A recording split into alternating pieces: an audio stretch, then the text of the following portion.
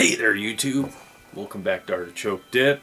My name is Rob, solo RPG gamer, and to tell you what guys, thank you so much for your support. I am over 700 subscribers and I'm ecstatic. When I started this channel, I didn't think I was going to get 110 years, and I'm very humbled and I'm very happy about that.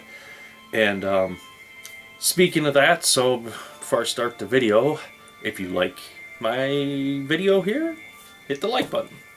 Or feel free to subscribe, hit the little bell icon, and when I upload my latest video, you'll be notified that, hey, Artichoke Dip uploaded a video.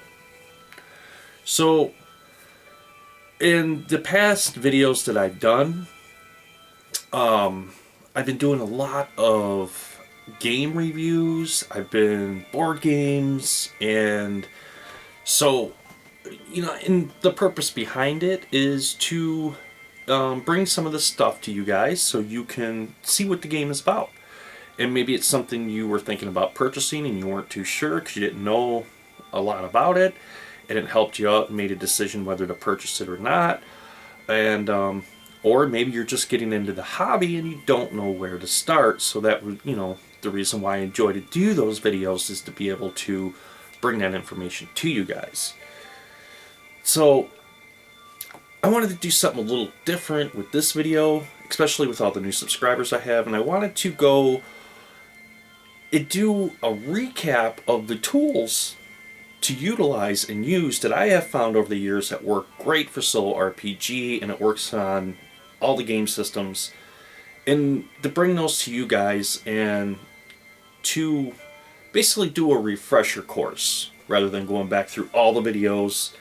You know, with this, especially for the new subscribers, I can get you caught up pretty quick, and maybe for some of the older subscribers, it's a good refresher course.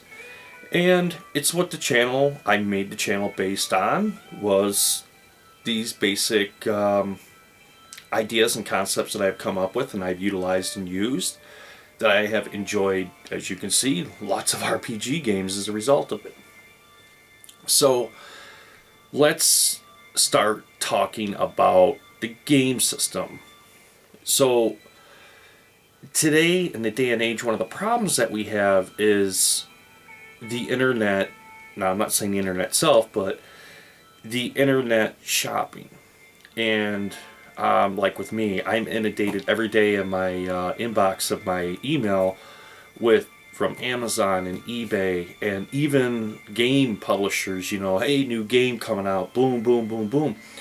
And what they do is they show you this wonderful illustration on the front. You know, you can see these adventurers getting ready to go into the dungeon, you know, walk on in, and, you know, goblins are probably sitting there eating their dinner, you know, talking about what their after dinner plans are. The adventurers come in, kick the door in, murder all of them, and take all their money.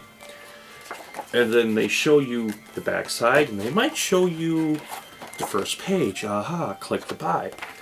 Well, the problem with it is, you know, we see these, and like we see a beautifully illustrated cover of a dragon engaged in combat with these heroes, and we're like, I want a piece of that action, I want it on there.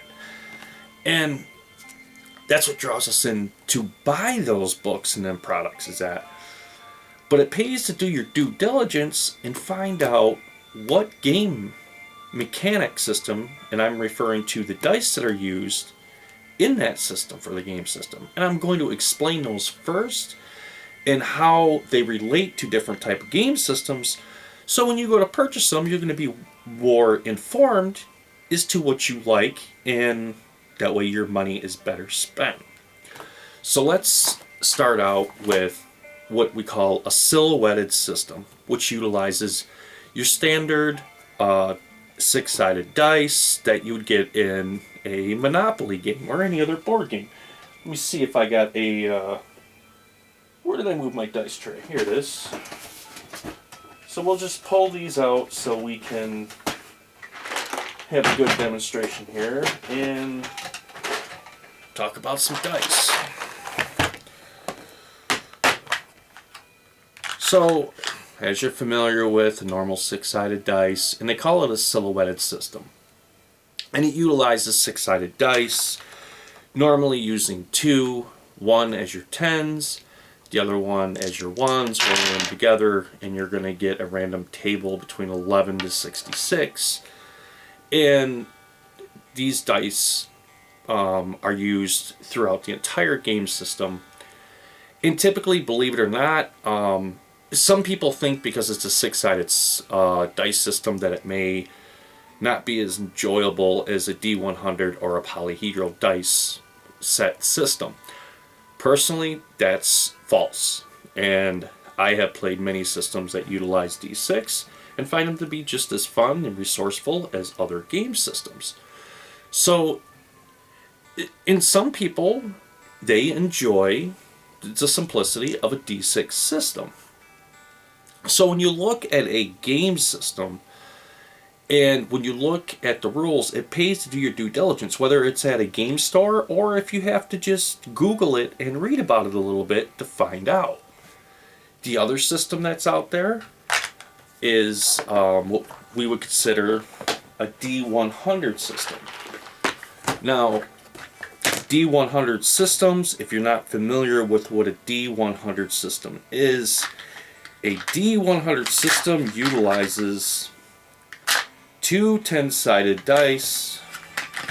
Let me get this one out here to show you, which consists of one that's from 10 and goes to 100, and the other one that's 1 from 10 for your ones. And obviously rolling those two, you're going to generate a number from 1 to 110.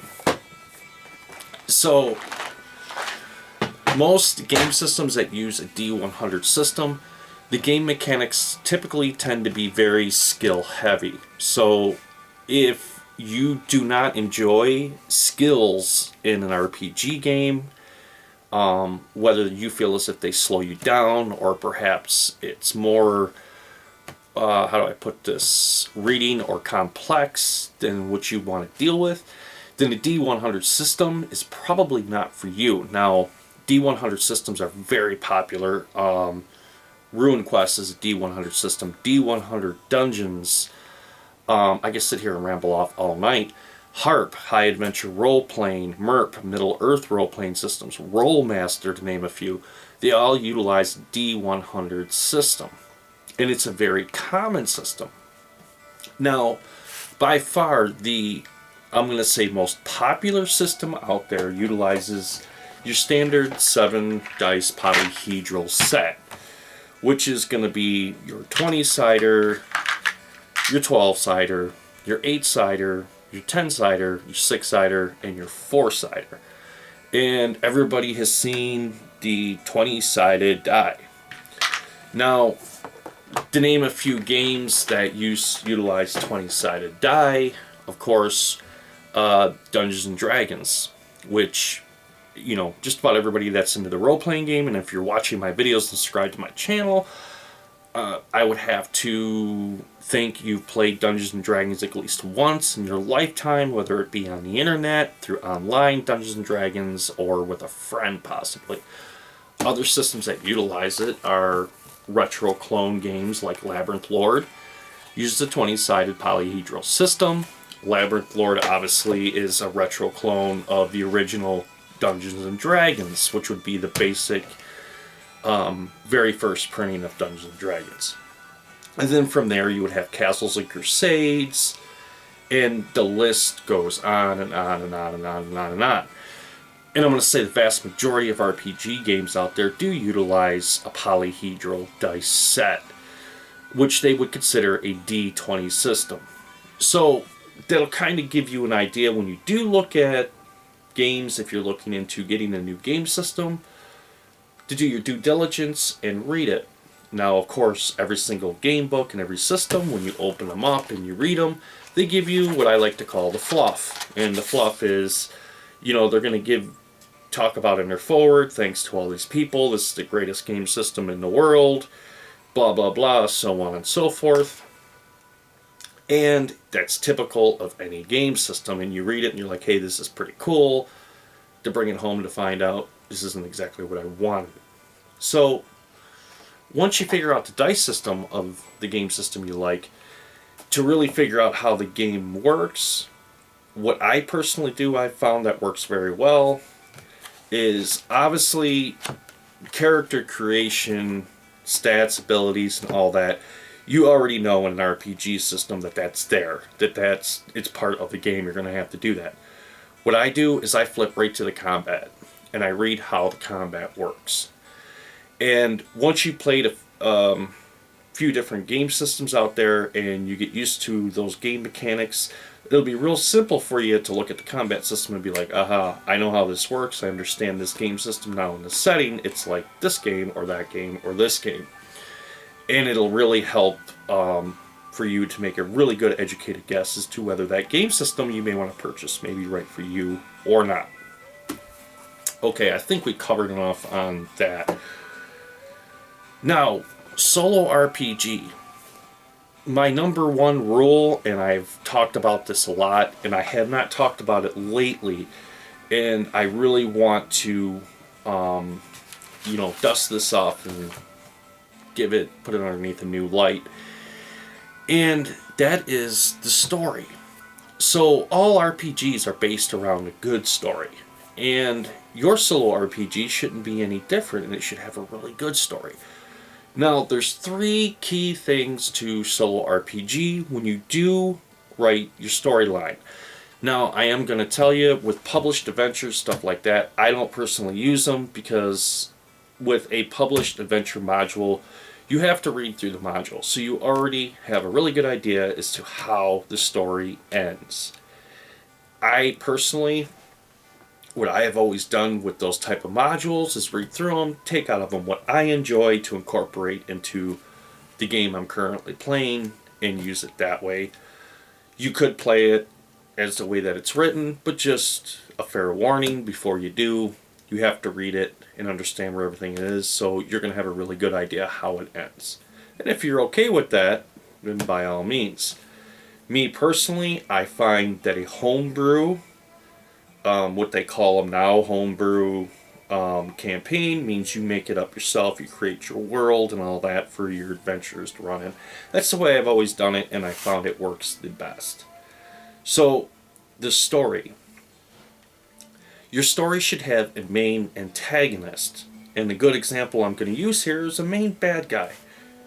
A good example from The Lord of the Rings, Sauron. Sauron was the evil overlord of Middle Earth, searching for the Ring of Power to bring him from the basically spiritual, I'll say the spirit that he was, back to Middle Earth as a whole living being again, rather than being a spirit. And the main protagonist was Gandalf. He's the main good guy, and he came into the storyline and he went out, but when he came there, he was always there to support and help the other characters with their adventures, whether it was advice or it was helping them in battle. He was the main protagonist. And your solo RPG should be the same way. You're going to want to have a main antagonist. A focal point in your storyline is to, why are these characters in the adventures undertaking this quest? For what purpose? I mean, you want to have that out there. Why are they risking their lives possibly to solve these murders? Or to possibly go and raid this dungeon and empty it of all these monsters. You could use, they're just going in to kick in the door method and slay everything, take all the gold, and that's an adventure.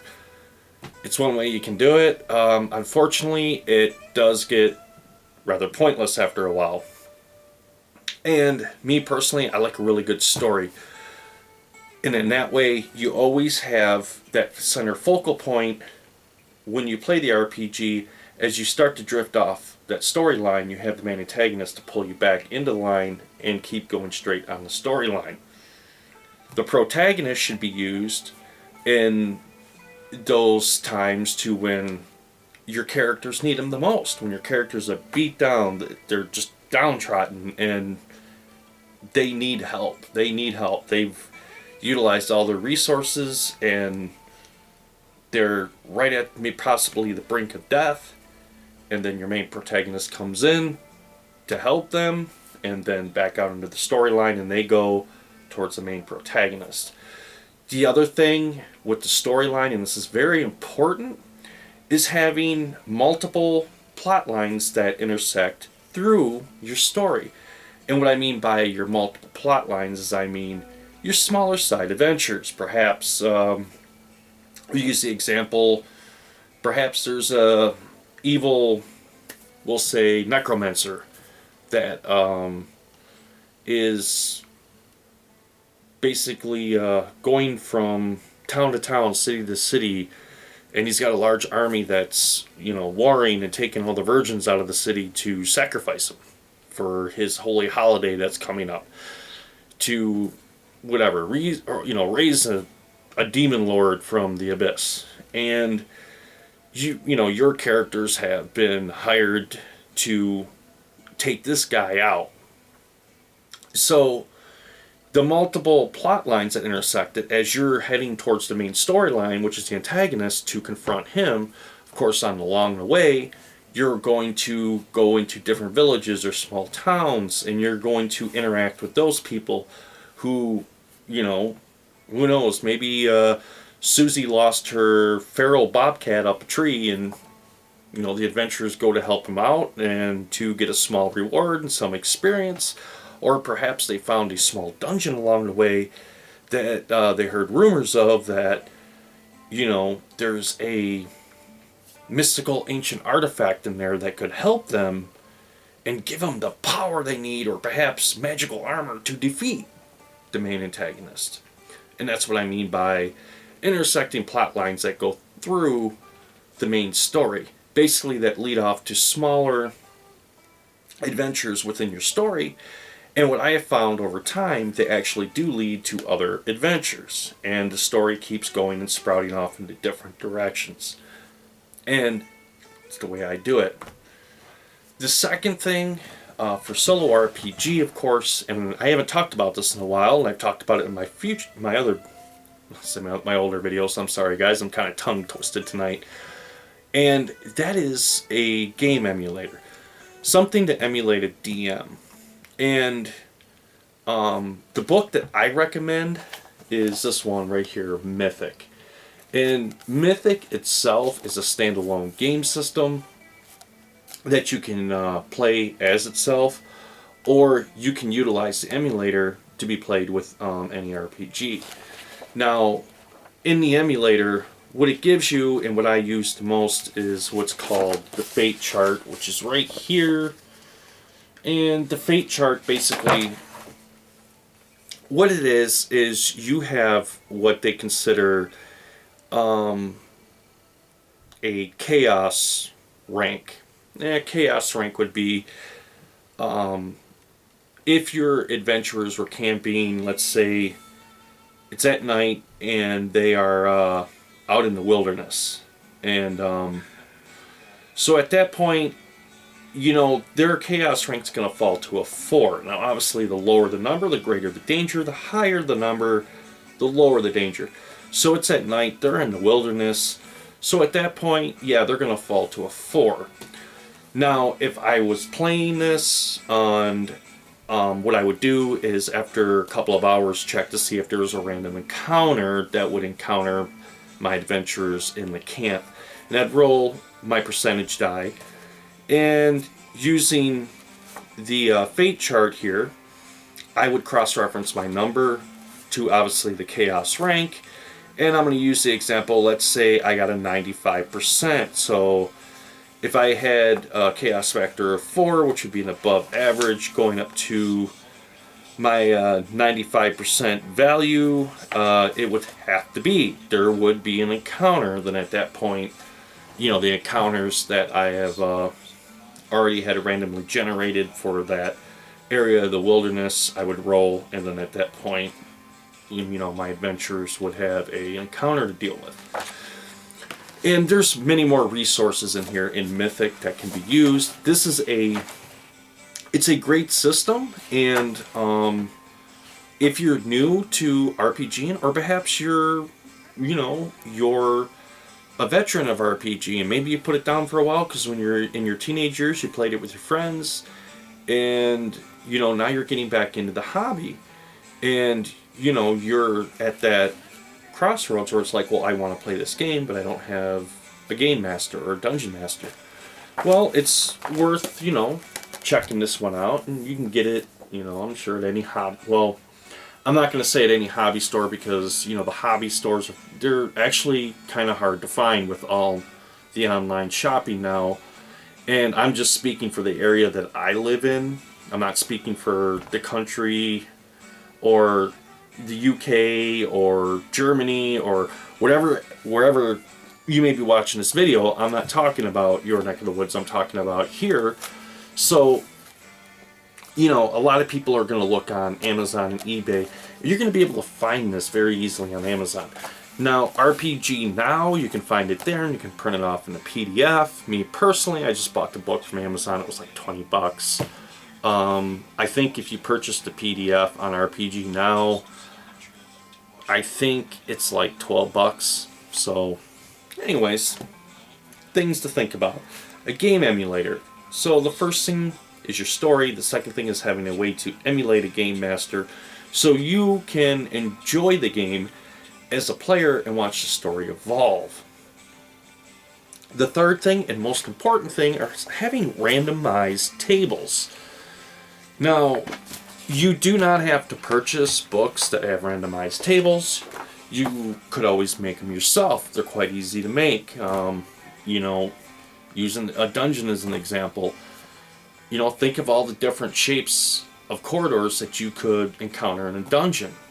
You have a straight hallway, perhaps a four-way intersecting hallway, a hallway that forks that goes off, two directions, a hallway that ends at its stairs that may go up a level, down a level, come to a dead end, what have you.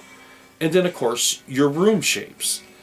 And you can take all of those and write all of those down on a table and assign them a number, whether you want to use a D20 or, your D100 dice and roll it to generate it. That's one way you can do that. And I've done that for, quite a while. When I first started playing solo RPG, and this is back, with basic D&D, they gave you some charts, but they were very limited. So in order to make the game, a little bit more interesting, I started making my own tables, although I didn't know that's what they called them at the time, but that is what they call them.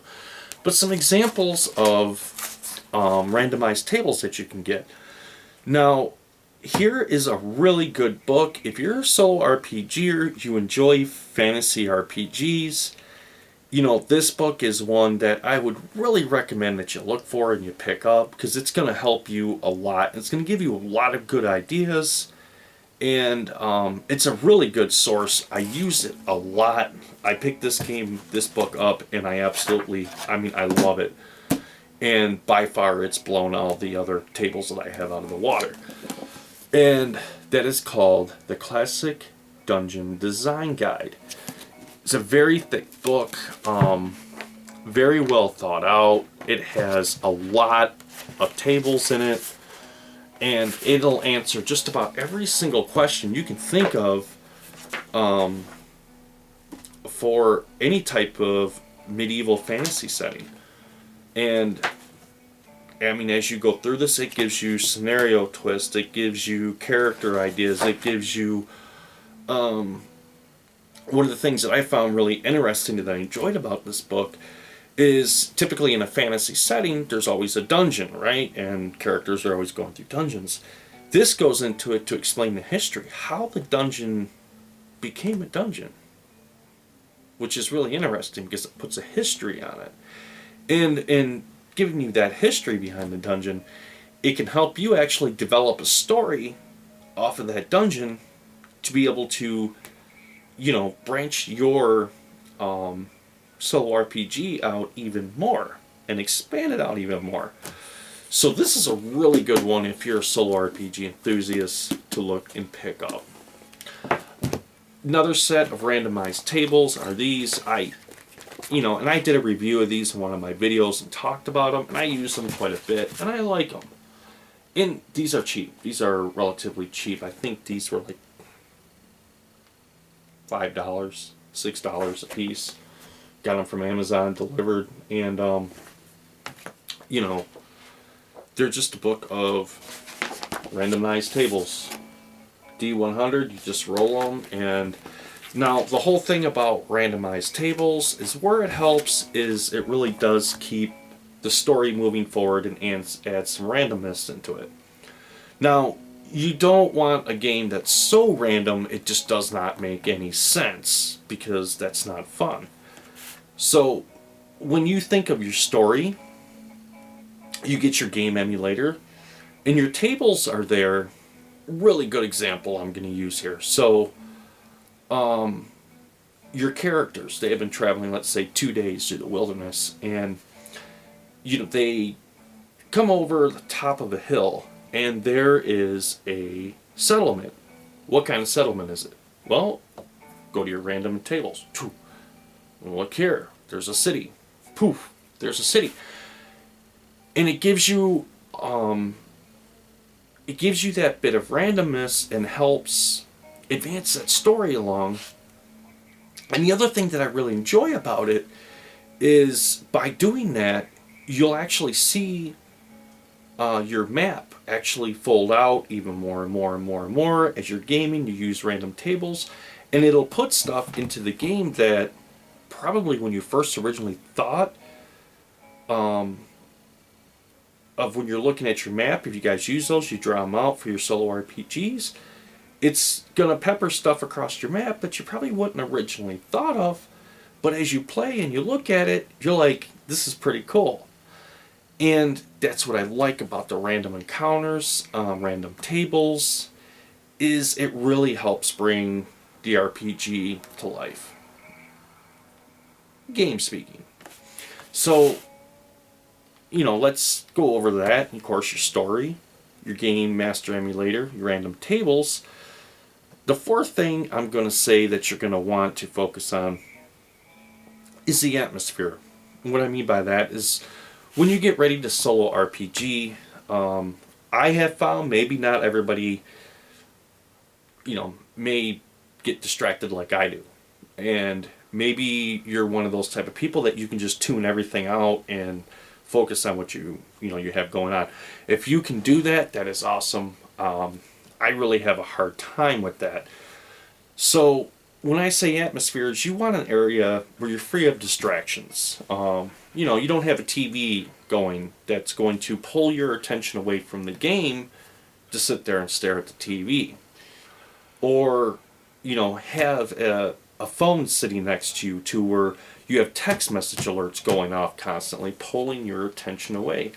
Or a computer sitting there that may be distracting you and pulling you away from the game system. And when I do solo RPG, the one thing I will do is I will stream some music, because I love music in the background when I do my solo RPG. And I have a lot of instrumental tracks that I use. A lot of them are soundtracks from films. A lot of them from The Hobbit, The Lord of the Rings, because they work real well. And, I'll have all other distractions off. I'll have the computer off, the television off, nothing on. So I can just really sit and game and enjoy solo RPG gaming. And it's really important to get that distraction or distractions away and for you to enjoy it. So, as I was, talking about, that would be number 5, music. Believe it or not, having music in the background when you play solo RPG really helps with the story. It also does something else. Believe it or not, using a track, and if you train your brain to, let's say, every Wednesday is your gaming day, and you sit down for an hour and you play a game every Wednesday, if you have a particular track to listen to when you do that, every time you sit down, when you play that track, your brain's going to go, it's game time. And it's going to kick into, okay, it's time to imagine and have fun playing solo RPG stuff. And it's going to know that by that music. And it's going to help you get into the game quicker also. Now, these are just suggestions. You don't have to use them. These are things that worked real well with me and that I have used over the years that have helped me with solo RPG. So I'm just giving you some hints to help you guys out. So the other thing I want to talk about that I have found in some other RPG systems, before I started this channel, I mainly played D&D a lot. I would play Palladium Fantasy. I would go to the old retro clones. And, but I pretty much stayed with D&D. Because I knew the rules inside out. I can make a character really quick. And, the most amount of the books that I have are for D&D. So that's why, pretty much everything was D&D.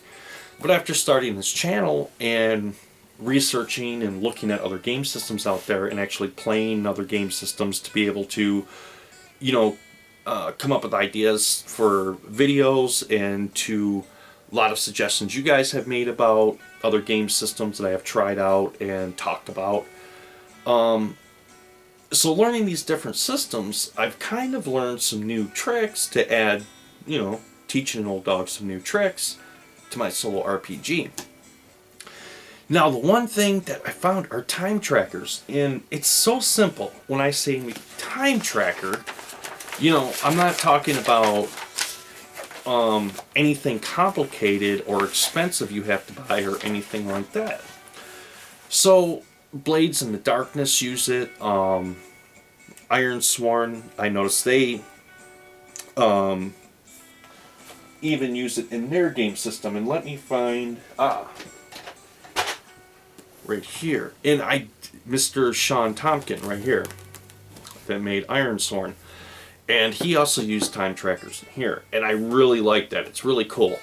Now, if you're not familiar with what a time tracker is, and I'm going to explain that. So you remember the first thing I brought up was a story. Having a good story, your antagonist, your protagonist, and multiple intersecting plot lines. Now, the overall goal, if you remember, I said, hey, there's this necromancer that was collecting virgins to make a sacrifice to his evil demon overlord on this evil holiday, right? So, now, it would be easy to just play the solo RPG and say the characters are here, the necromancer's here, they travel here, they roll a critical hit, and he's dead, game over, cool. Well, I guess you could do that, but it wouldn't be very fun. But what if you had a time tracker? And what I mean by a time tracker is, perhaps you find a clue in-game to get you closer to this evil necromancer. And after so many small encounters, it finally leads up to you and your adventure squaring off with the evil necromancer in the end. How would you do that solo and be able to keep track of that? So what a time tracker is, I'm going to show you. And it doesn't have to be exactly like this. So you're the old school pie chart, right? So let's say in our time tracker, on the fourth time tracker, we're going to meet the necromancer. But as we're solo RPGing and our story's evolving, perhaps we've gone several days without a clue of the necromancer. And then we come across the village, and perhaps we meet a merchant that tells us a horrific story of how his daughter has been kidnapped by this, raiding band of these horrible, hideous, evil creatures in service of this dark lord that has taken her off, and gives us a hint as to his direction. Ha! At that point, we could shade in a time track. So now we could move the story along, adventure in our smaller plot lines that intersect, and do a couple other smaller adventures. And as we move along following that lead, perhaps we come across another lead. And that second lead, we would shade that time tracker in, and so on and so forth. I don't think I really have to show you, but obviously once we fill the time tracker up, then at that point you would encounter the necromancer. Now the cool thing about that is it really takes a lot of stress off of you as a solo RPG enthusiast going, well, I don't want, how far am I going to let the story unfold before I meet this necromancer? How far is it going to go on? I'm 40 now. Am I going to be 70 by the time I meet it? That type of, thought. And the time tracker really helps because you can focus on the game, and then as you go through the game and through your randomized events, you pick up a new clue. At that point, it helps you get closer to that, if it makes sense to you what I'm explaining to you guys. So time trackers are a really, really cool thing. I really enjoy them. I've been integrating them into a lot of my game systems that I use and I play, and they really do help. I mean, it's such a simple concept, but it's one of those things that I guess is so far away from my mind that I would never think about using it. And I have to say, I have to tip my hat to Sean Tompkin here with this game system. He uses it just as Blades in the Darkness. If I can find that one here. Here we are. Blades in the Darkness is the other one that also uses a time track, and it's a both of them are excellent systems. Very good for solo RPG. Okay, seventh thing I want to talk about is use of miniatures. And I know some people out there have made comments and they said, hey, I don't really like them in miniatures, don't really get into it because I enjoy theater of the mind RPG. And there is, nothing wrong with that whatsoever. If that works for you, game on, my friend, and keep doing it.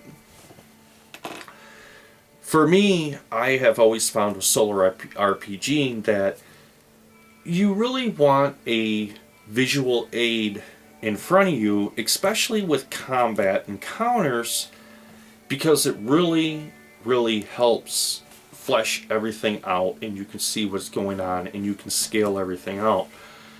So by doing that, and it adds more flavor and more depth into combat and makes everything more enjoyable because, at that point, rather than imagining, okay, I have these encounters, they're moving in, and they're this far off, and my character does this, my character does that, and my character does this.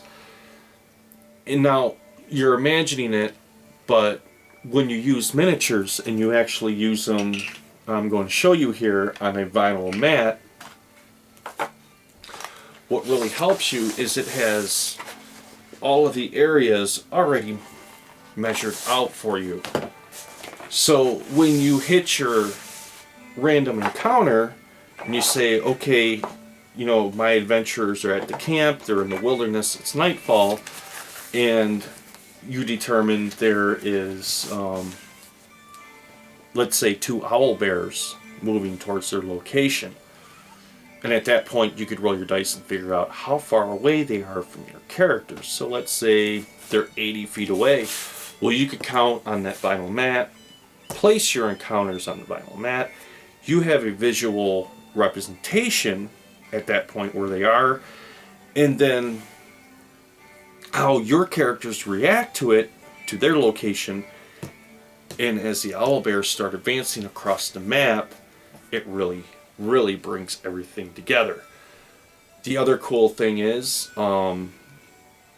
if you're like me, and when you play solo RPG, I always love to have an archer. And with the archer, the cool thing about having a battle map is you can really count the spaces. You can have cover to where you can utilize stuff like trees you can put on your battle map that your archer could hide behind for cover, but still stealthily deliver an arrow. Plus, you can count out how far the miniature is for your ranges as well.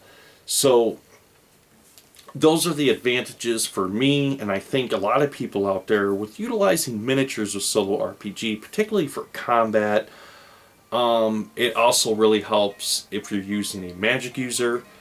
A lot of spells may have I should say a lot of spells have a range on them.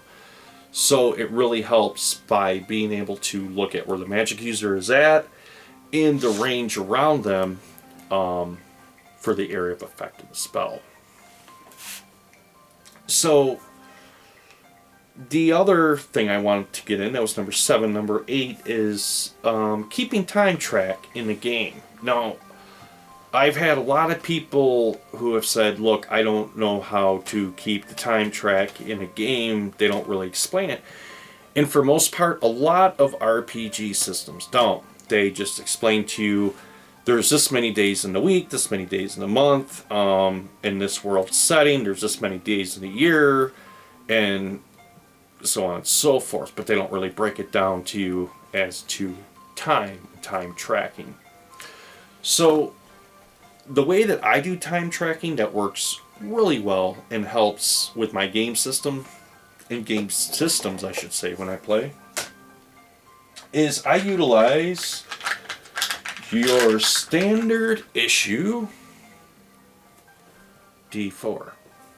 Now, 1 through 4, obviously 1, 2, 3, and 4 would represent the hours. So if my characters were traveling from the campsite and I know their next stop is going to be perhaps a city, right?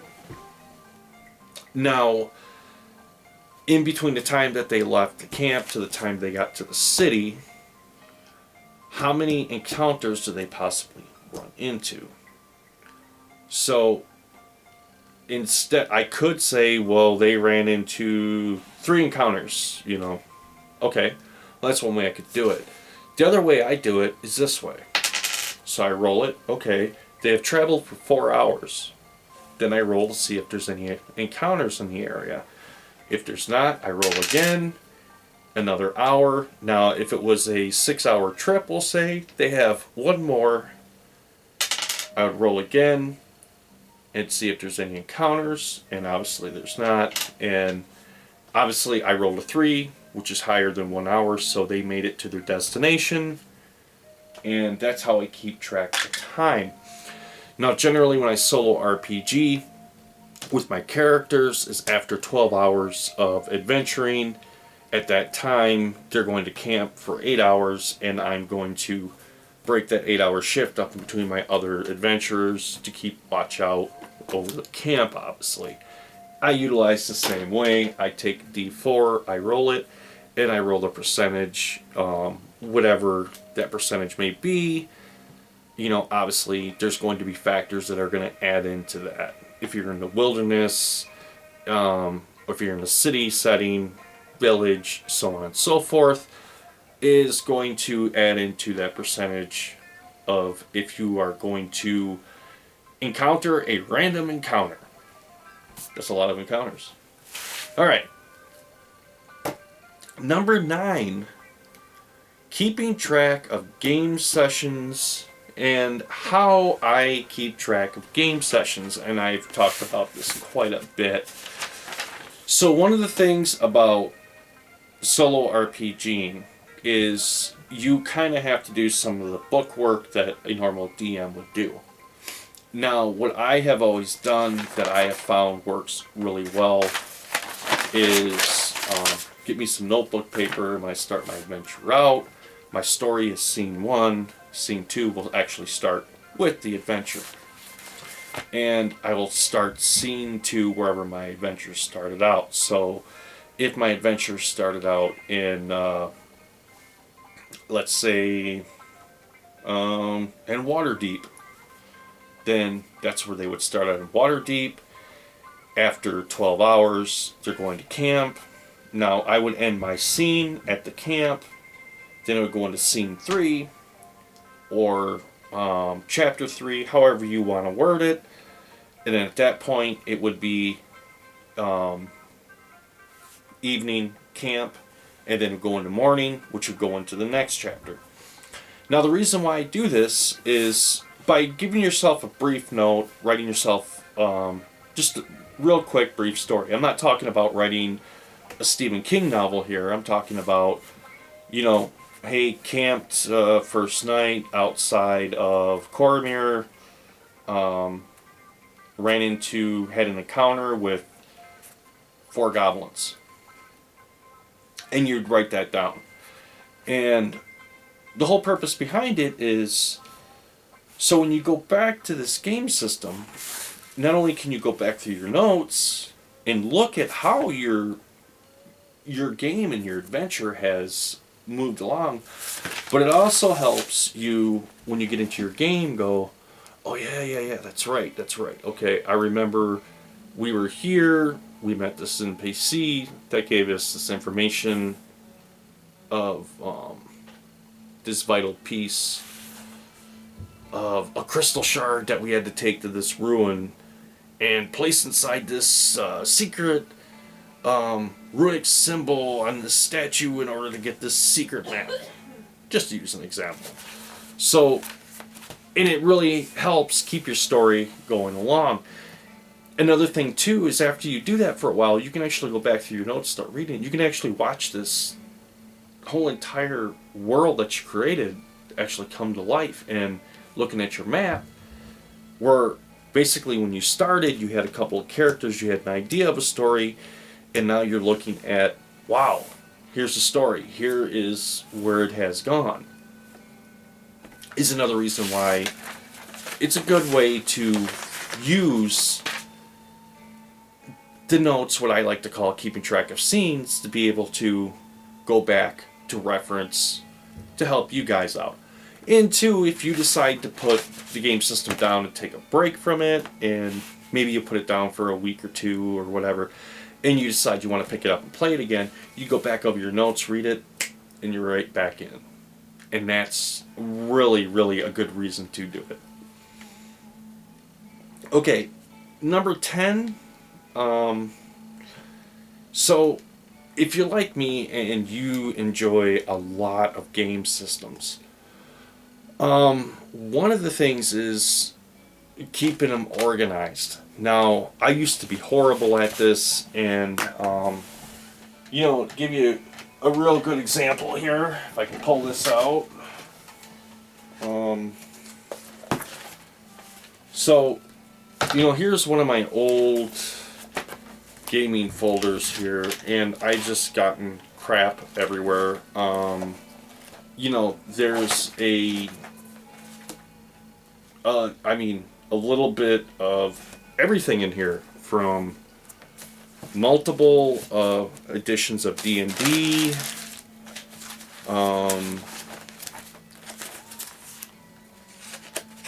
to some Worlds of Darkness, to more D&D, to I don't even know what that is anymore. And, I can't tell you with this heads from tails as to what's going on. And believe it or not, I was sorting through some of my stuff today, and I had found that I haven't seen that loose leaf in years. But it was a good example to show you how, if you're like me and you play multiple game systems, how I have learned to keep track of everything and keep it well organized. So what I like to do is I like to get a loose leaf, and I'll generally print off a cool picture, put it in there, so when I look at it I know what it is. And the reason why I do that is once I do complete a game and I'm done with it, and decide, okay, that was cool, and maybe I moved on to a different game system, at that point I can take that photo out, put the other photo in of the game system I'm currently playing, and recycle that loose leaf for that particular game system. Now, this game system right here, this loose leaf, what it is, this is for Blades in Darkness that I have made, and All my characters are still here, nice and organized. You know, I have everything written down, and if I wanted to get back into this game right this moment, I could. I have everything right here. And here's another good one right here. Guess you don't need to know what's in there. You already know. Same thing, guys. And I mean, as you can see, you know, I keep all my scenes in here, write down everything so I can just go right back into it.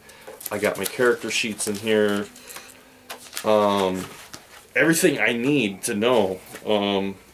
I got my randomized tables that I made particularly for this adventure in here, so on and so forth. And I have quite a few for different game systems. You know, depending on what I am playing at the time.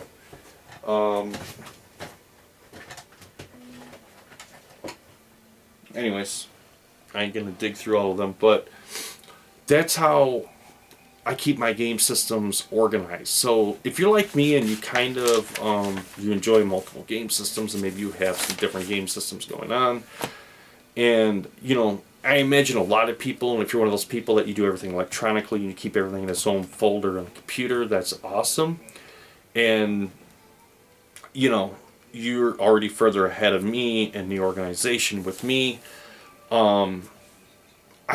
I guess I'm old-fashioned. I really don't like to read off of a computer. When it comes to gaming or anything like that, I like an old-school book. I like being able to actually write stuff out and put it in a loose leaf and have my own little makeshift filing system here to pull it out and play the games when I enjoy to play them.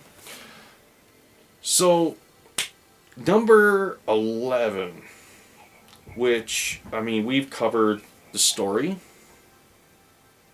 the use of a Game Master emulator, the reasons why random tables are good for your solo RPG, atmosphere, the use of music to help, you know, get your brain into the mindset of solo RPG, time trackers, the use of miniatures, keeping track of time in the game, keeping track of events and the time by writing that down in scenes or chapters for you to be able to reference back to for your notes to keep your solo RPG going.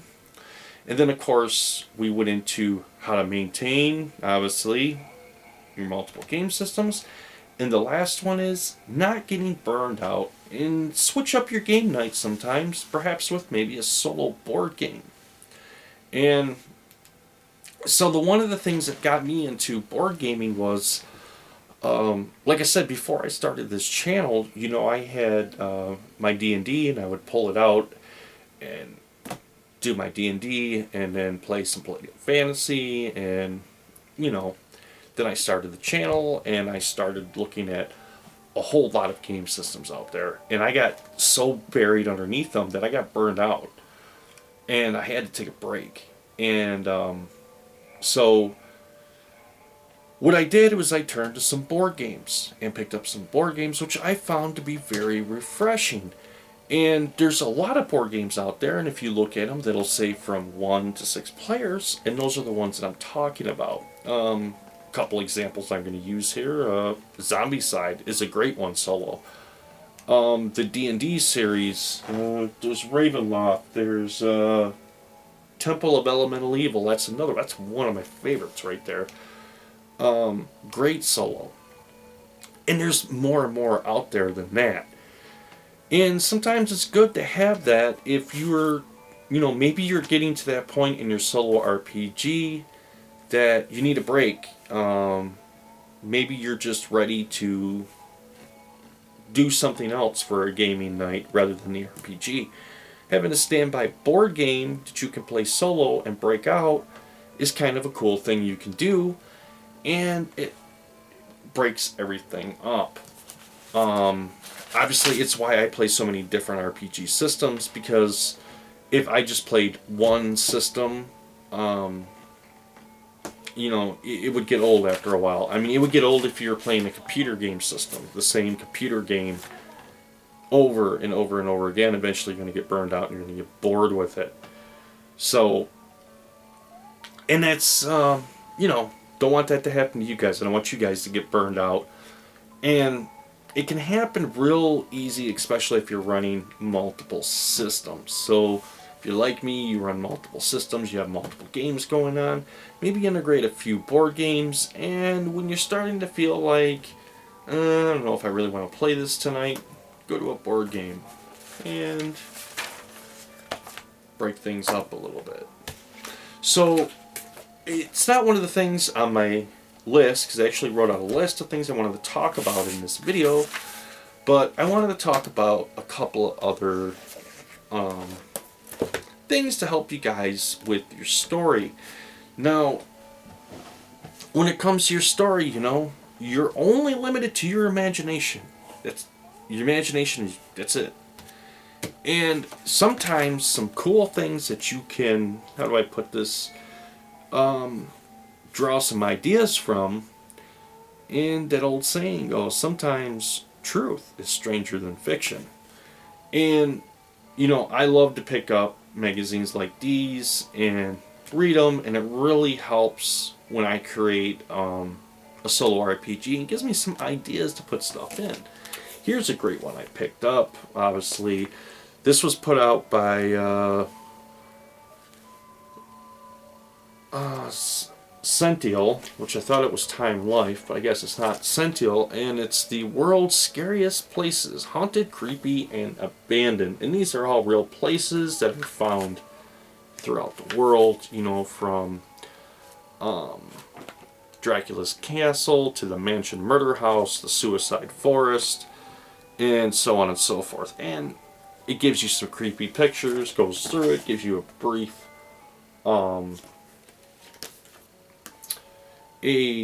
story of the history of it and what makes it so haunted. And that's kind of cool. And so I'm always on the lookout for stuff like that to be able to integrate into my solo RPG. The other thing is, don't be afraid to look around and invest in some things like this to give you some more randomized, how do I put this, gaming aids for your games. This is one that I picked up, and I talked about it in my video. I love this one, and for me, I used to, when I first started out RPG, and I would sit down and I would draw out an entire dungeon, and then play through it and randomize the encounters. And the only thing that I kind of found with that is it wasn't really as satisfying, and so I developed a system to where I would use playing cards, and using the deck of playing cards and suits, I drew different room types, corridors, and all that, and as I would draw the card, it would randomize the dungeon and build a dungeon as I went through my solo RPG, and that was pretty fun for a while. And then I ran across this, which just gives you, you know, 177 randomized dungeon rooms that you can use. Now you may be thinking and saying, okay, Artichoke, what's the difference between drawing your own out? Well, there's 177 here.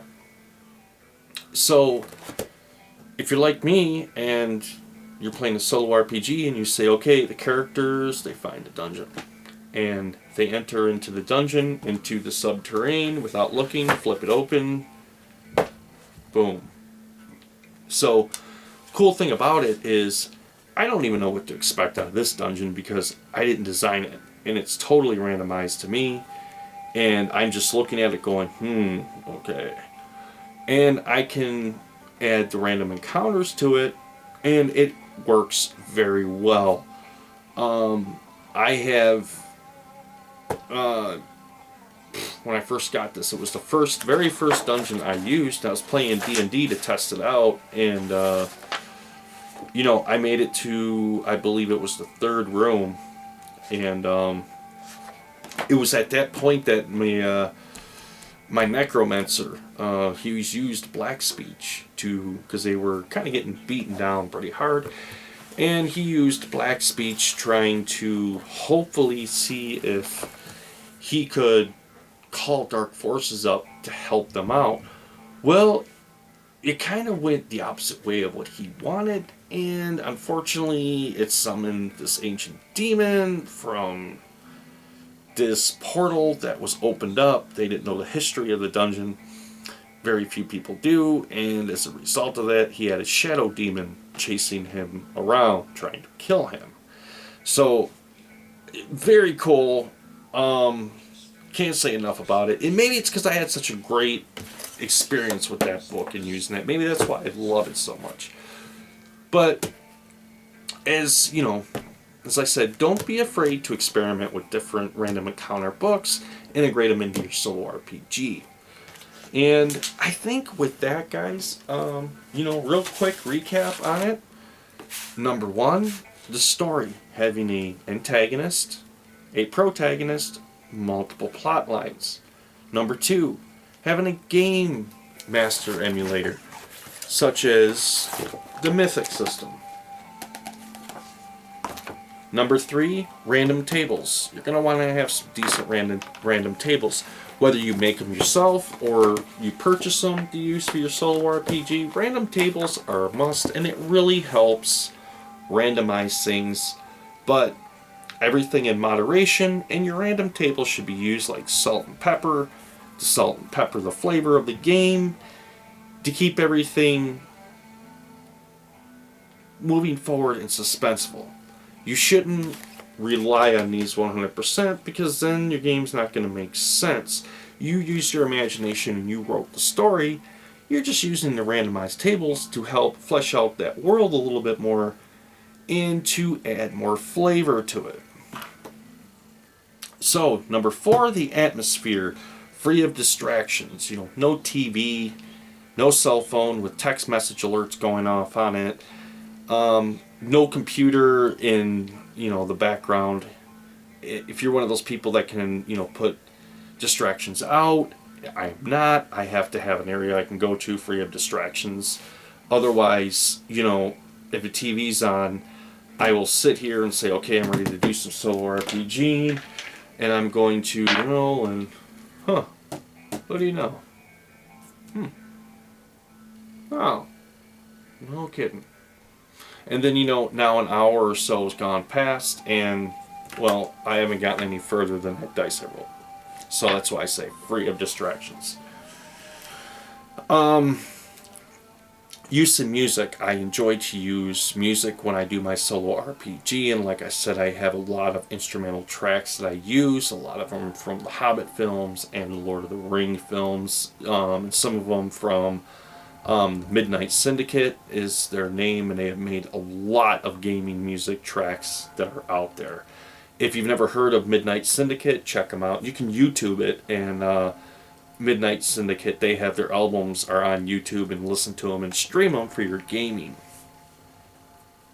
So, the sixth thing I talked about are the time trackers, utilizing, the old school pie charts to help with your main encounters through the game. So, for you as a solo RPGer, it gives you more time to enjoy adventure and discover the world, and not have to be constantly worried about when am I going to encounter the main encounter. The time tracker will help you with that as you move through the game, meeting random NPCs that give you clues, until eventually the time tracker is filled up, and then you have an encounter with the main antagonist. So the seventh thing, the use of miniatures that I like to use for combat, to put everything into skill and have a really good visual representation on the board where everybody is at, where the encounters are at, and that way I can really utilize the combat system to its fullest by being able to measure out distances with ranged weapons, melee weapons, magic users, and their area of effect of their spells, which really helps.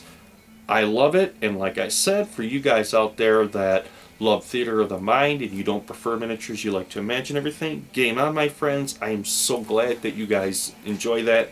Me, I enjoy minis, and if you're struggling with that, pick up some minis. You don't have to go out and purchase, a bunch of high dollar minis. You can use little tokens. You can print them off the computer. You can even, what I did before I collected a lot of minis and got them built up to what I have now, and I still use this for RPG, which is a really good way of doing it, is I use just regular old 6-sided dice. Now I got different colors. I got green, I have red, I have white, and I've got gray. So let's say I encounter a horde of orcs, right? And there's 12 of them. So to have 6 green, 1 through 6, and then 6 white dice that I would use to put on the board to represent where they're at, their movement, and all that. The other cool thing that it doubles as, once you defeat it, let's say I kill orc number 1, which would be green number 1 out of that 6, then of course I would have them numbered 1 through 6, and then the white 1 through 6, which the white 1 through 6 would actually be 7 through 12. But the cool thing is as they're defeated and you're counting hit points and all that, as they are defeated, they're taken off the board. You take the dice off the board, and you can track that on your paperwork. And it's real easy to look at the board and know exactly what's going on. And by using that, you can leave the board alone and to your next game session, and you can walk in and look at it and look at everything and know exactly where you're at and what's going on, who's where, who's got this many hit points left, so on and so forth, which is why I like miniatures. So, number 8, keeping track of time in the game. And I explain that using a D4, which I roll and then look at it. If I roll a 2 hours have passed of time, and then at that point I'd roll my percentage die to see if there would be an encounter. A real simple way of how I do that. Then after 12 hours of adventuring, my characters at that point would rest for 8 hours, splitting those 8 hours up amongst one another to keep watch on the camp. You don't have to do that. They can all rest for the first 8 hours and see what happens when a wander encounter comes into your camp. So number 9, keeping track of game sessions by scenes or chapters. And I went over that. That's a really good example of that. Let me grab my book. Here's my D&D. Now, I've been playing other game systems, and I haven't played this D&D in a while. But, I can tell you what, I have day 1 right here, all the way up to the last scene that I played was scene 6. Morning brings clear skies but very cool weather. At late evening, they are attacked. They are attacked and overcome the beast. Many treasures are found. They reunite with the spooked horses and clear the swampy forest to see the dwarven kingdom under a silver crescent moon. Defeated by demon and its minions, taken to the realm of shadow, to the vestibule inside the Black Temple. So this is the one I was explaining to you how I wrote this adventure. It was when I got this book, tried it out in the first room. The characters were overrun at that point by the Shadow Demon, and that's where it's left off. And I really need to get back into this and play this again now that I've read it. I'm interested in it, and I'll probably do that tonight. And so now my Necromancer, they have been overtaken, and at that point, they've been taken to the realm of shadow, to the vestibule inside the Black Temple. There you go. I know exactly where to pick up in that game. And I haven't looked at this game in a couple of months, so that tells you right there why I like to keep track of, keep notes. So when you do get back into the game system, if you're like me and you run multiple game systems, you get back into it, you know right where to go. And all that time that you invested in it is not lost. Alright guys, maintaining multiple game systems and keeping them organized, which is number 10, which, went over that. I like to use loose leaves. Some of you may like to use your computer and keep it in a file or multiple files. And that's cool. Nothing wrong with that. And number 11, most important one we just talked about, not getting burned out on RPG systems, and sometimes switch it up. Try a board game. Or, really good example, I had planned to make a video of Halloween night, and then, you know, my 12-year-old daughter said, "Hey Dad," she said, "it's Halloween, what do you think if, you know, we hang out and maybe play some games?" And, so, how could I say no? You know, so we spent, our Halloween, you know, in front of the fireplace, us hanging out, enjoying some Halloween candy, and playing Catan. So, just goes to show you, you know, not everything in my life has to do with solo playing everything, but when it comes to my RPGs and my fantasy board games, yeah, those are all solo. But anyways, if you enjoyed the video, guys, please hit the like button. Feel free to subscribe and hit the little bell to receive notifications of my most recent videos that I upload. Hope you guys enjoyed the video. And so, just to let you know, I have received this. If you remember the last video I talked about, this is the 4th edition of RuneQuest, and played through this and explained to you guys what a cool game system it was. And I said I wanted to look at the older version and compare that.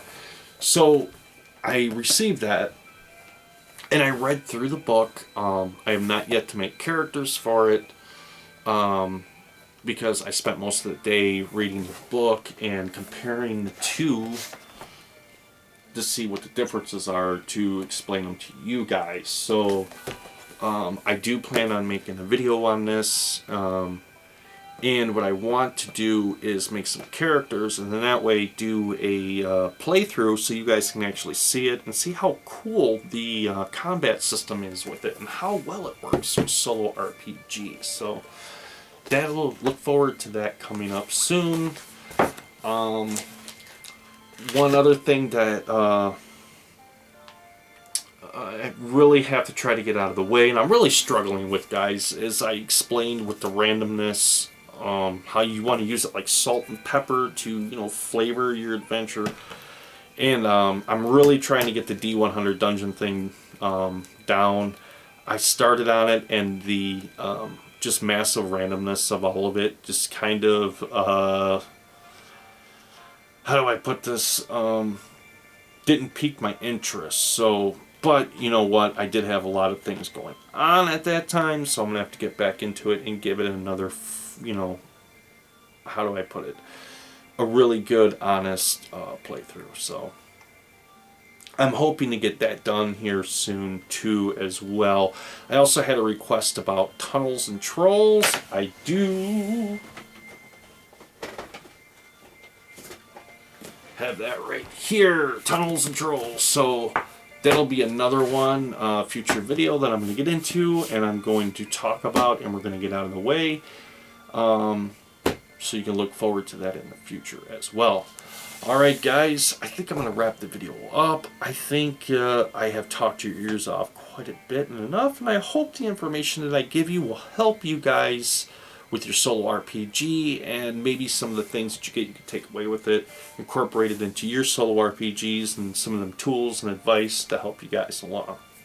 So with that being said, Artichoke dip out, game on my friends, have fun, And don't forget, the most important tip to happiness of life and gaming: caffeine. I'll see you next week, guys. All right. Talk to you later.